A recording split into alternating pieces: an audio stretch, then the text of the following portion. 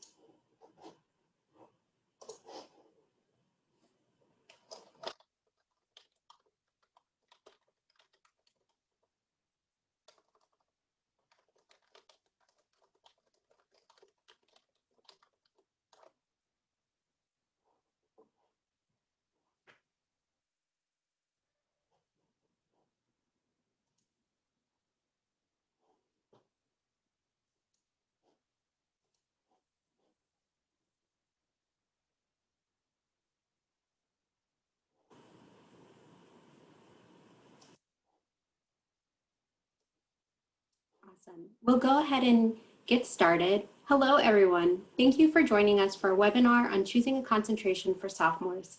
My name is Madhavi Strasburger, and I serve as the Assistant Director of the Advising Programs Office, where I focus on supporting the sophomore advising experience. As members of the class of 2023, you've had quite an experience so far, ranging from an unprecedented end to your first year at Harvard to a completely virtual start to your second year. We want to ensure that we, the college, can support you to ensure that your sophomore year is as successful as possible. Among the many milestones in your sophomore year, declaring concentration is one of the most impactful decisions that you will make in terms of your academic career. Through today's webinar, we aim to provide a strong foundation for making that choice. I have three awesome panelists who will be presenting alongside with me today. I'll invite them to introduce themselves now. Thanks, Madhavi, for organizing the panel and inviting me. Hey everyone, I'm Steve Chong. I am faculty in computer science and one of the two directors of undergraduate studies for computer science. And it's in that role that I've been invited to the panel and will be speaking to you. I'm also one of the two faculty deans for Winthrop House, along with my wife, Kiran Gajwani. So hello to all the Sophomores out there. Good luck as you go through this process. Good luck to all of you.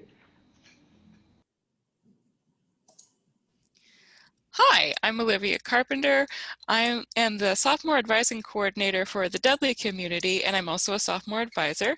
While I'm at it, I'm also a fifth-year doctoral candidate in the English department, where I'm also often a teaching fellow, so I work with undergraduate students in an enormous variety of capacities, and I have a lot of different angles of advice I can offer for choosing a concentration. And we also have a sophomore with us today. Hello, everybody. My name is Devin Srivastava, and I'm a senior at the college this year. I concentrate in chemistry, which I think is definitely one of the best of the 50 concentrations Harvard offers, but my perspective is probably a little biased. As a senior and one of the student leaders of our Peer Advising Fellows program, I've experienced the sometimes complex pathway to concentration declaration with many of my friends and former PAFEs. And I hope to provide some insight into this process from the student perspective today, and I look forward to hearing what's on your minds. Thanks, everyone. Before we begin, I want to note that we'll be inviting you to ask questions in the Q&A box. We may answer them along the way through our presentation, and we'll definitely save some time at the end to answer any additional questions that the presentation doesn't address. I also want to briefly take a moment to share our goals for this session. First, we want to offer you an overview of what the concentration experience consists of at Harvard. Next, we want to provide you with a foundation for choosing your concentration, such as what dishes and you'll make, what you'll interact with, who you'll interact with rather, to gain advice and insights, as well as what the process looks like overall. Lastly, we want to give you some resources that will guide you through your decision-making process. During your first year, you have the opportunity to take a slate of classes that span the breadth and depth of curricular offerings at Harvard. As you continue in your academic journey, declaring your concentration is a particular milestone in this experience. Your concentration is more than just the courses that you take to deepen your knowledge in a focused area and to fulfill requirements. It's also joining a new academic community with a unique perspective and approach. A student's concentration is a commitment to a particular discipline, field, or specialization. All concentrations provide students with opportunities for appreciating, assimilating, and making application of a coherent body of knowledge. Harvard offers more than 3,700 courses in 50 concentrations within and across the following disciplines, such as the arts and humanities, like your classics and your history and literature, engineering and applied sciences, like comp sci or mechanical engineering, the social sciences, such as anthropology and East Asian studies, and the sciences, like chemistry and psychology. I will now turn it over to Dr. Stephen Chong, co-DUS of Computer Science, to share more about the experience within the concentration. Cool, thanks Madhavi. So what's it like to actually be in a concentration? So there's a lot of different aspects to this. There's of course a set of course requirements.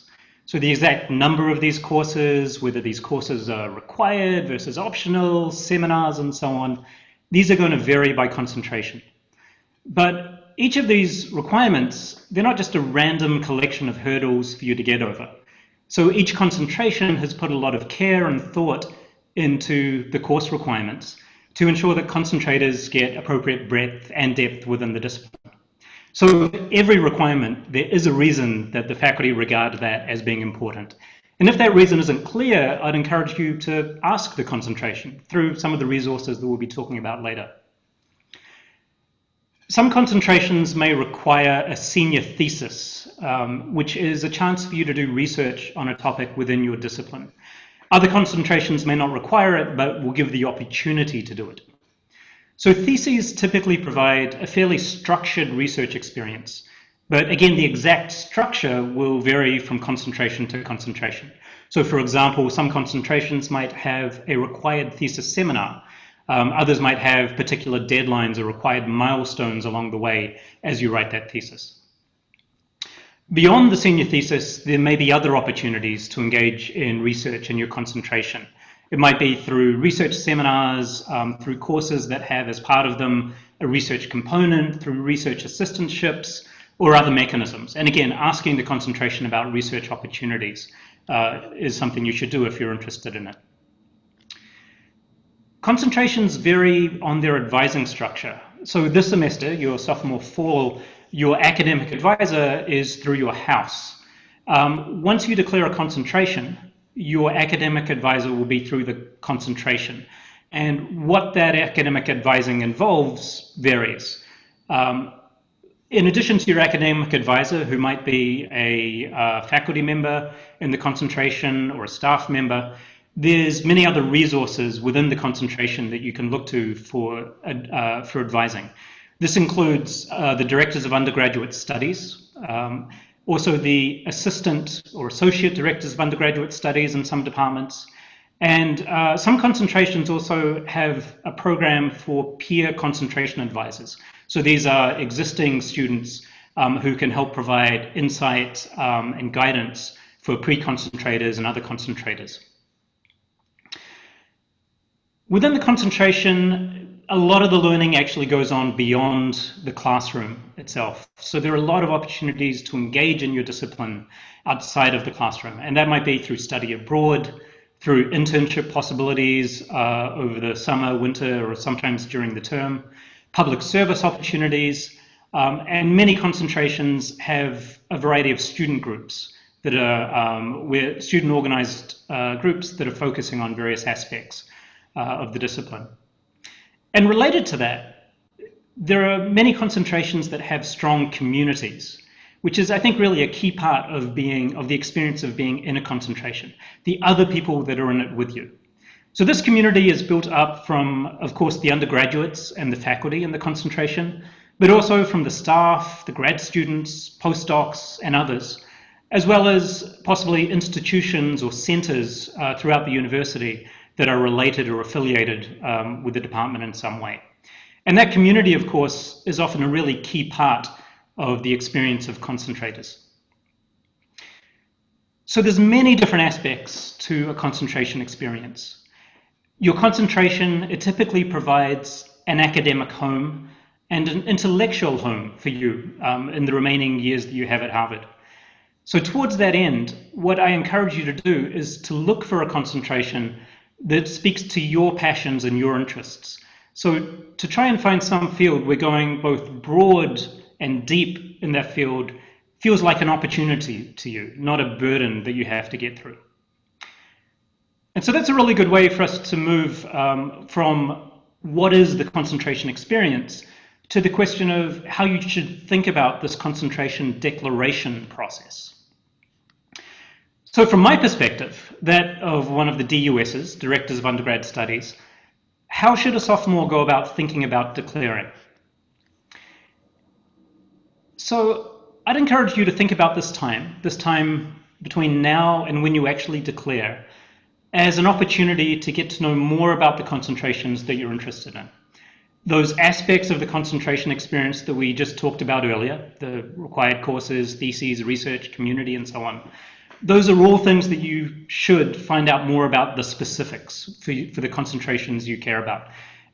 Perhaps by talking through the DUSs or others within the concentration. And again, there'll be resources and events available for you to do that. And of course, the peer concentration advisors or other students that you may know that are concentrating in that field can help answer some of the questions that you might have and direct you towards appropriate resources. If we take a look on this slide, questions for pre-concentration advisors, there's a really great list of questions here. I'll let you read through it on your own and of course come up with more of your own.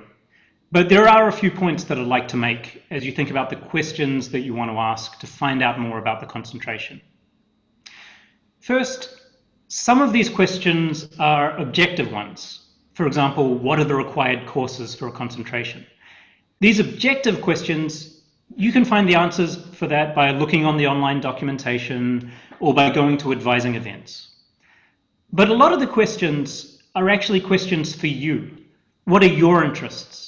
How will the concentration allow you to explore those interests? So that is this process of choosing a concentration, as well as finding out information, is also about self-reflection. The second point that I'd like to make is that I appreciate that many of you might be feeling torn between two or more different concentrations and feel like at this point in your college career, you feel unable to commit to just one of them. So that's totally okay. It is very common. What I strongly suggest that you do, you take this time as an opportunity to learn more about all of the concentrations that you're interested in. So one secret is that you can change your concentration later. Yes, you need to declare one in a few weeks. It's okay to change your concentration in the spring, in your junior year, possibly even later. But what you do need to do is understand what the requirements are for the concentrations you're interested in, so that you know in the future whether you can actually change into a concentration, say, in your junior fall, and still be able to satisfy all of its requirements, right? So the burden is on you to make sure you know how long your options are going to be open for, and to know when it is that you actually need to make a final decision about your concentration. For concentrations that are somewhat close to each other, it's worthwhile digging into what the differences are between those concentrations. So what you could do in one concentration that wouldn't be available in another. So those concentrations might be, for example, applied math versus engineering versus computer science. Many of the requirements for those concentrations overlap to some extent and study perhaps similar material. The same with, say, English versus history and literature versus comparative literature. So because these fields are somewhat close and the requirements may overlap, it's possible that you might be able to change from one concentration into another fairly easily. But again, I'd encourage you to pay attention to the requirements so you understand when changing is an option and when it would no longer be so. If you are interested in more than one area, I'd say one question for you is to try and figure out, what do you need to figure out which concentration is the right one for you? So is there, for example, courses that you could take in the spring that is going to help you figure out which field you want to concentrate in? Or perhaps the decision for you is about what the concentration might enable you to do beyond college, in which case, what information could you discover? Who could you talk to? What could you look up to help you get more information to help you decide? So with that, I'm going to hand it over to Devin, who in the fairly recent past went through the same experience of you of finding concentration and has some fantastic thoughts and insights for you. Devin. Thank you, Professor Chong. Those are really some fantastic questions to consider. I wish I had seen your presentation when I was in the declaration process. So I'd like to start by saying, if you feel like a lot of information is being thrown at you right now, there's no need to worry. You'll be able to come back to the recording of this session, and I hope that one of the main takeaways you have is that though declaring your concentration seems like this one-time big deal affair, it's actually an extended process that occurs over time. So if any of you by chance are like sophomore year me, you may be feeling like you're the only one who doesn't know how to decide on a concentration. I worried that if I chose the wrong concentration, my life might potentially take a not so desirable turn. Secretly, I think I was just hoping that Harvard had a concentration sorting hat, like the Harry Potter sorting hat, which would just spit out the concentration it thought I belonged to. But unfortunately, it doesn't work like that at Harvard. I'd also like to acknowledge that everyone is likely in a very different place in their concentration declaration journey.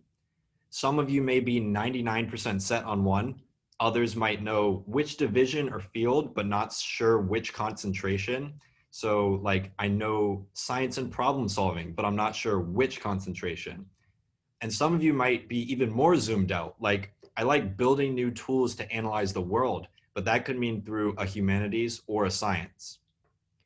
Choosing a concentration is not about streamlining and condensing various interests. It's more about figuring out in which settings, with which people, and in which ways you like thinking and working and learning the most.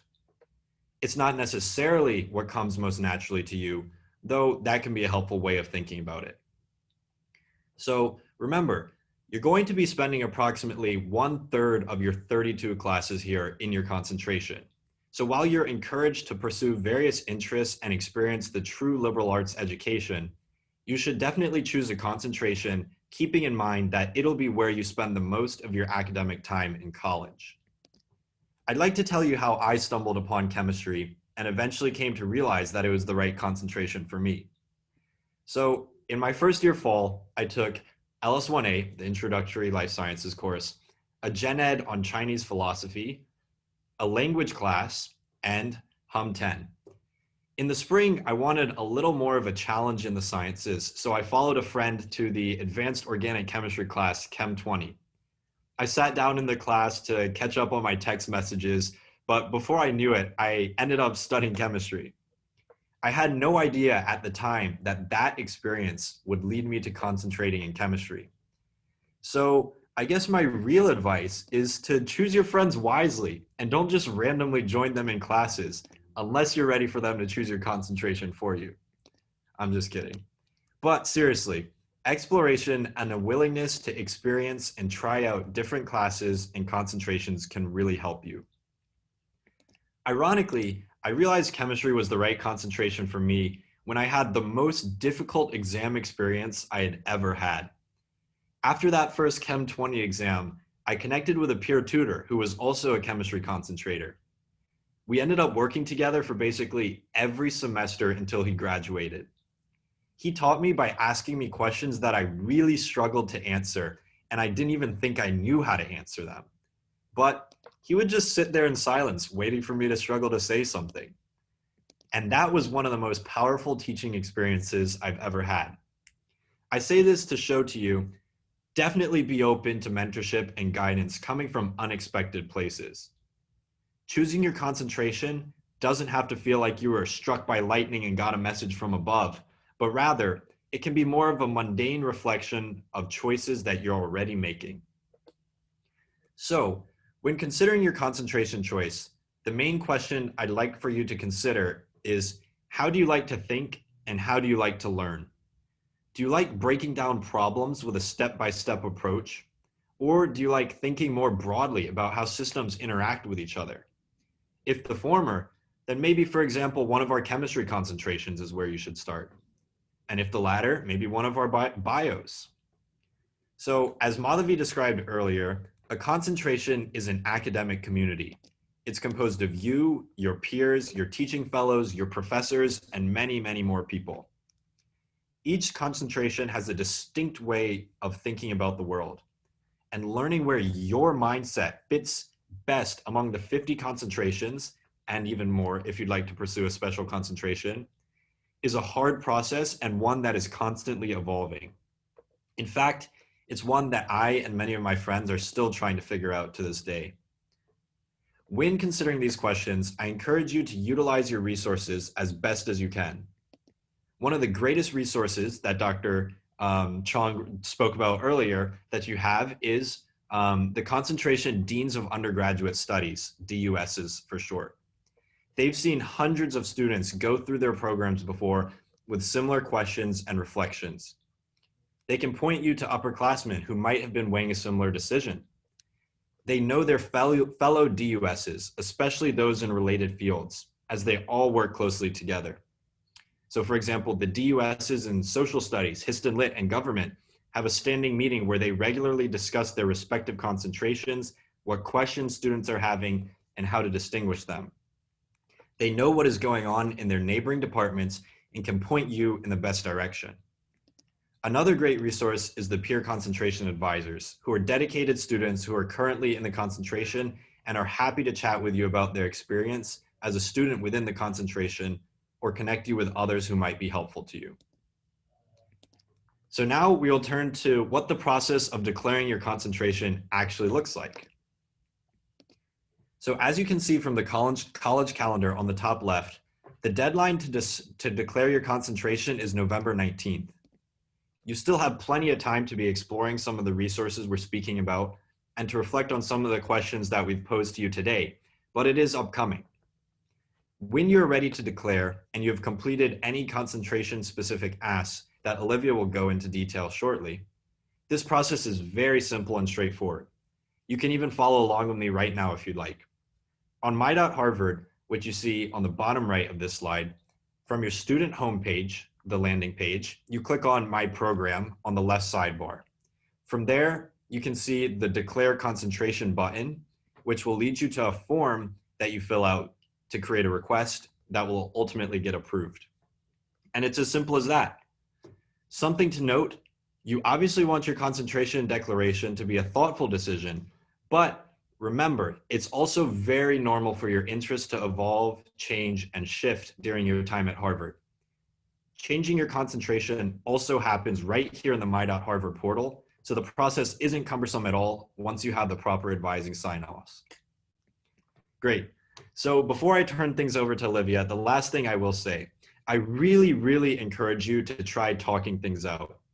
Talk with your friends, talk with your family, talk with the DUSs, talk with professors, talk with mentors, talk with your house staff, talk with anyone.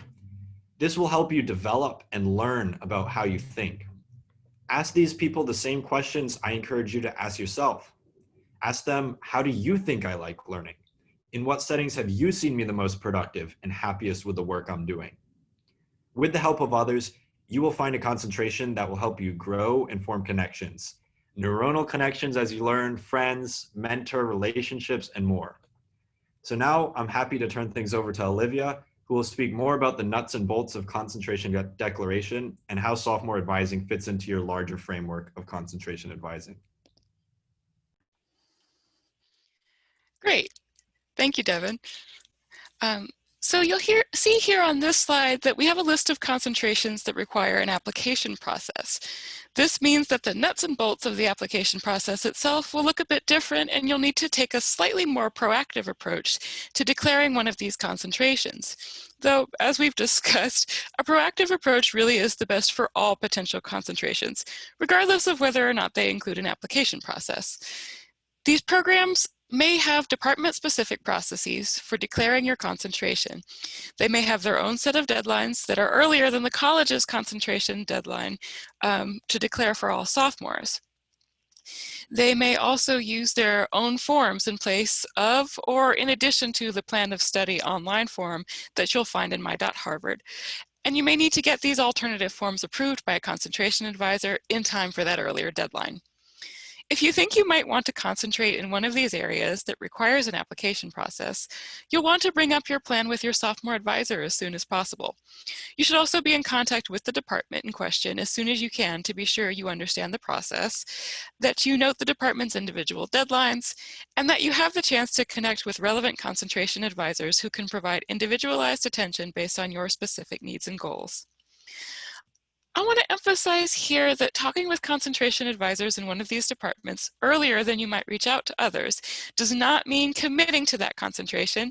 It just means that since their deadlines might be earlier than the college's overall concentration deadline, you'll need to investigate whether or not these particular concentrations might be the best fit for you via a slightly earlier timeline. I also want to address the myth that concentrations with an application process are intimidating or too much work. It's important to remember that these declaration processes may be different, but that doesn't necessarily mean that they will be highly difficult. Each department, regardless of whether or not it has an application process, is its own unique academic community and has its own unique sort of departmental culture. How each department prepares to welcome new members into that community is going to look different from department to department. So don't let an application process deter you from pursuing a department that could be a wonderful fit for what you want out of your academic and intellectual home. And now we're going to talk about some concentration resources. So your sophomore advisor is a great resource. Your sophomore advisor is your primary point of contact for all things academic during your sophomore fall. And a big piece of that puzzle is, of course, choosing and declaring a concentration.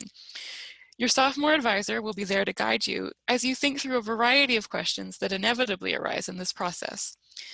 Maybe you're deciding between two similar concentrations, but you're not sure which one is the best fit for you. Maybe you always thought up until this point that you would concentrate in a particular area of study, but now you think you might want to point yourself in a different direction. Maybe you're absolutely certain about what you want to study, but you're feeling a bit apprehensive about making a good impression as you prepare to enter your new department and complete a set of course requirements you worry will be quite challenging. I can tell you right now that your sophomore advisor has seen all of this and more. I have been in this position as both a sophomore myself, once upon a time, and currently a sophomore advisor. Your advisor is here to help. During the concentration declaration process, your sophomore advisor will likely direct you to multiple other advisors. So this is a point at which your one sophomore advisor is going to be directing you to lots of other people, and this is a good thing. The sophomore year in general and the declaration process in particular are important contexts in which you will build out your advising network. For the rest of your undergraduate education, in order to facilitate this, your sophomore advisor will help you figure out how and when to build out this network. They can help you figure out the people to whom you should reach out and how to contact them. And they can also walk you through approaches for making these connections with other advisors and making the most out of those conversations when you do have them. So for example, as you're narrowing down potential concentrations, your sophomore advisor will direct you to speak to concentration advisors in departments of interest to you. As you prepare to do so, you and your concentration advisor, you and your sophomore advisor can discuss strategies for having that conversation with the concentration advisor. So how are you going to have that ideal advising appointment once you get there?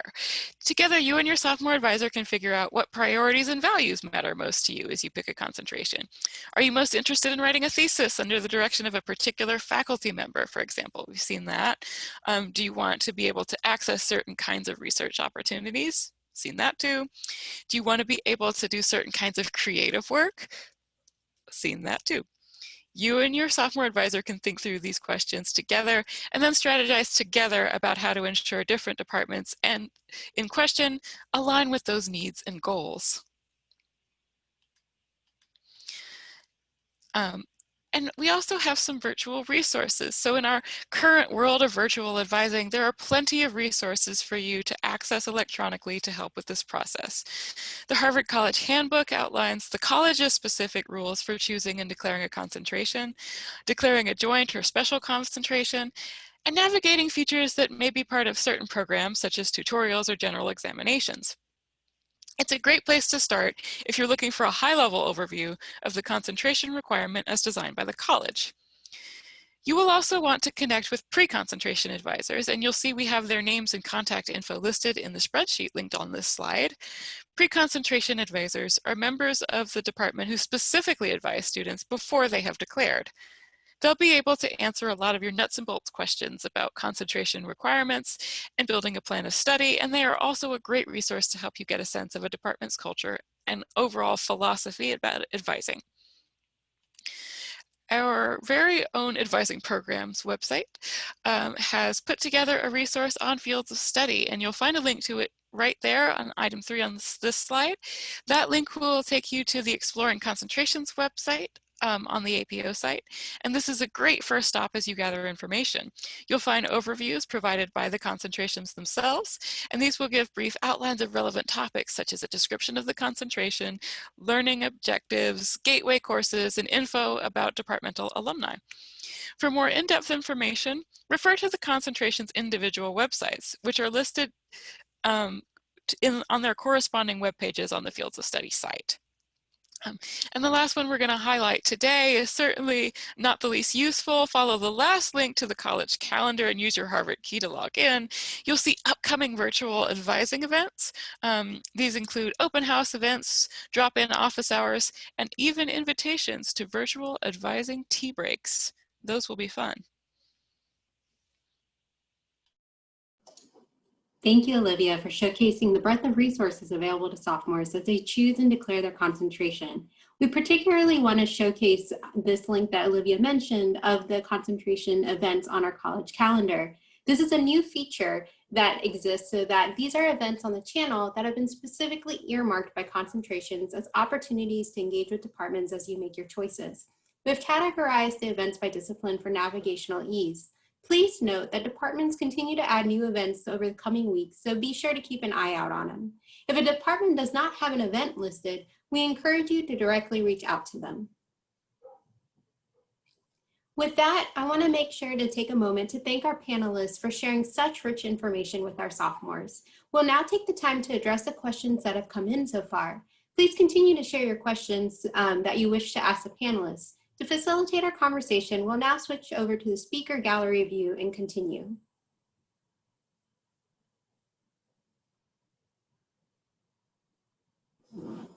So hi, everyone. We had a couple of questions that I was hoping I could address to the panelists. The first that I would like to address is about how concentration advisors are assigned. And Steve, I'm wondering if you could talk a little bit about how this works in CS. It is different in every concentration. So if you could talk a little bit about how it works in CS, and then Devin, if I could ask you to talk a little bit about what your experience has been in getting advisors assigned in chemistry. Thanks, Anne-Marie. Yeah, sure, that's a great question. How are concentration advisors assigned?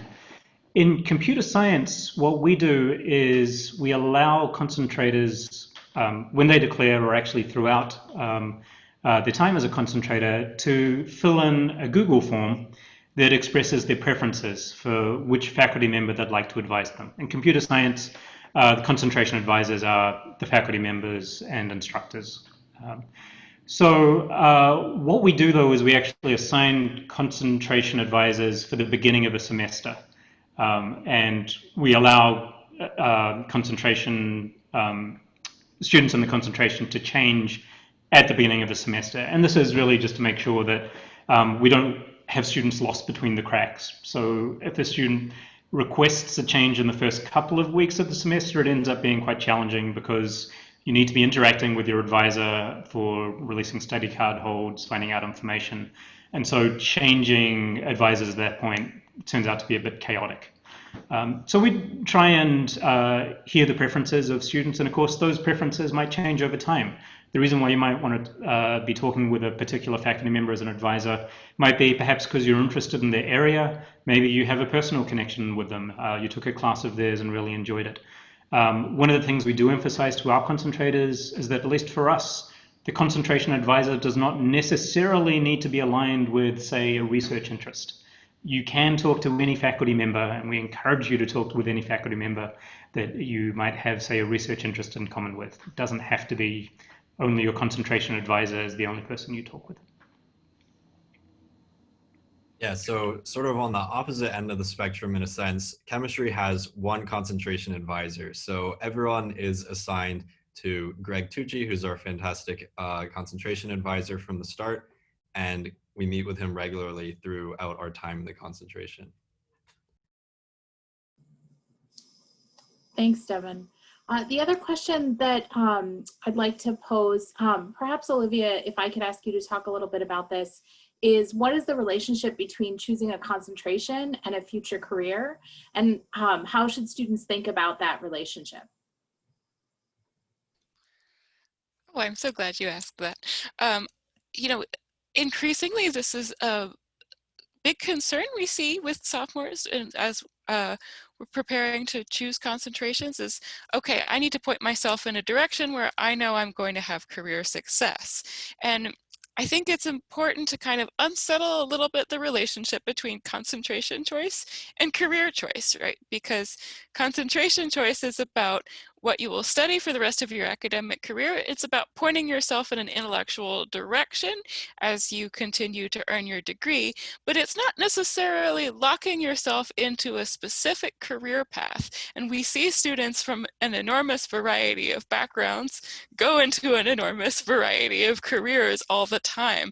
And those directions change, as college wraps up, what students go on to decide they want to do changes all the time, right? We see successful pre-med students go on to medical school by concentrating in history of art and architecture all the time.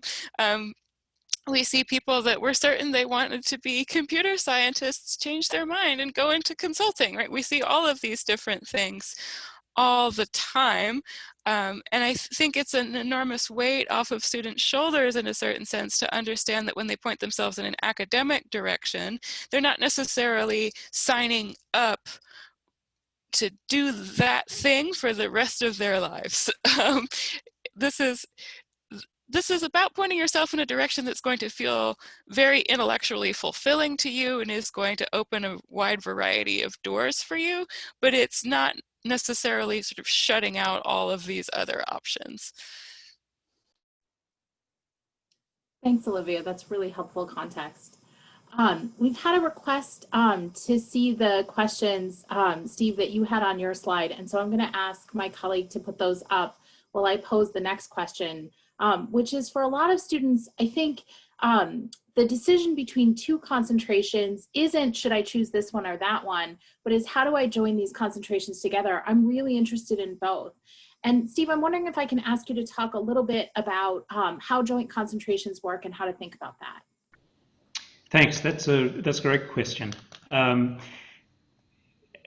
In computer science, it's a discipline that touches on or connects with a lot of other disciplines. So we do actually have a lot of joint concentrators. So this is a conversation I have with a lot of students. The advice I typically give students who are interested in a joint concentration is to really think of that joint concentration as studying the intersection of two disciplines. So that is, it's not like a double major in most universities where you meet the requirements of this discipline and meet the requirements of that one. Instead, joint concentrations encourage you to pursue it only if you're actually interested in how those two disciplines relate and interact with each other. This is perhaps seen most clearly in, I think for many concentrations, for joint concentrations, there is a single thesis that would be written that has to satisfy two disciplines' requirements for scholarship and research. And I think that really gets to the point that you're looking for one thesis topic that is actually advances humanities knowledge in two different areas. Now, a lot of students have broad interests. This is one of the things I love about interacting with and meeting students is just the wide interests that you all have. And if you are interested in kind of two areas separately, it may be that a joint concentration isn't the right way to explore that. It might be that you want to concentrate in one, maybe do a secondary in another. Maybe don't worry about doing a secondary and just take the courses that you're excited about and see where that leads you. And also, of course, the opportunity to explore your interests in areas outside the classroom. Maybe it's about through getting involved in student groups or extracurriculars, co-curriculars, and so on. The other key piece of advice I have for at least the computer science students who are interested in a joint concentration is we encourage all of them to have a backup plan. In computer science, a thesis is required for all joint concentrators, and for a variety of reasons, students don't end up writing a thesis. Possibly their interests change, but sometimes for fields that are quite far apart intellectually, it can be hard to find a thesis topic at the intersection that has enough depth to it where the student is interested in actually exploring it. And so what that means is it might be, it's good to have a backup plan to be able to satisfy the concentration requirements in just a single concentration if for whatever reason you decide not to pursue a joint, even perhaps during your senior year.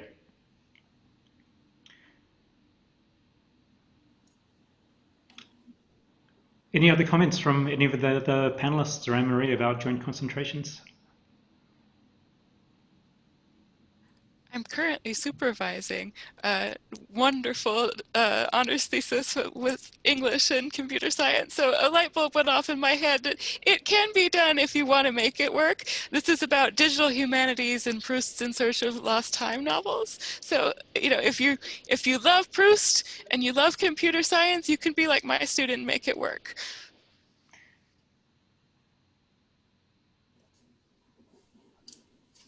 That's amazing. Thank you so much to everyone who posed questions for our panelists. We really appreciate your time and interest today. So thank you for attending our webinar. First, I'd also like to thank our panelists once again for their time and wisdom. We really appreciate your insights to help guide our sophomores through this decision-making process. I'd also like to thank my fellow colleagues in the APO who are also on the screen with us today, and especially Anne-Marie Souza, who's the Director of the Advising Programs Office, for facilitating the Q&A. So to our sophomores who are on, we also encourage you to continue delving into the college resources available to you and connecting with your advisors for future conversations. Please know that we have recorded this webinar and we will have it posted to our website along with a copy of this slide deck and other resources we pointed everyone to today. Take care and have a great day.